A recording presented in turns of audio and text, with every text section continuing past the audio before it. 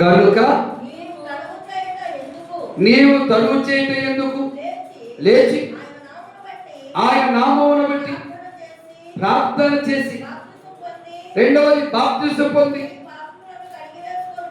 మూడవది నీ పాపములను కడిగి వేసుకోనమని చెప్పాను. ఏం చెప్పాడట? నీ పాపాలు కడుగుకో. ఎందుకో తెలుసా? నీ పాపాలు నిన్ను పట్టుకోక మునిపే, నీ పాపాలు నిన్ను శిక్షించక మునిపే, నీ పాపాలు నిన్ను మరణమనే పడక మీదకి నడిపింపక మునిపే నీ పాపాలు కడుగుకో.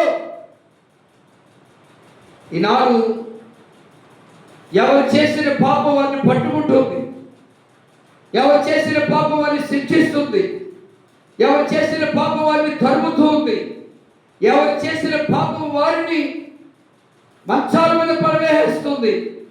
అందుకే నువ్వెందుకు ఆలస్యం చేస్తున్నావు? నువ్వు లేచి ఆయన నామమును బట్టి ప్రార్థన చేసి బాప్తిసం పొంది నీ పాపాలు కడుగుకో. నీటి బాప్తిసం అంటారు దాన్ని.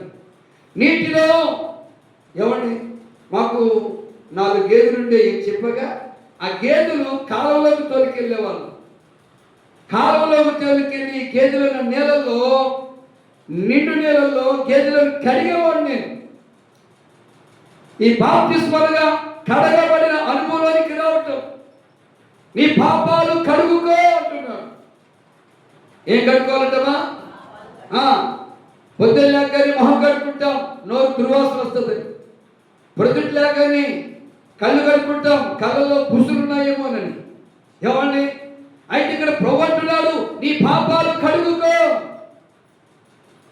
పాపాలు కడుగుకో.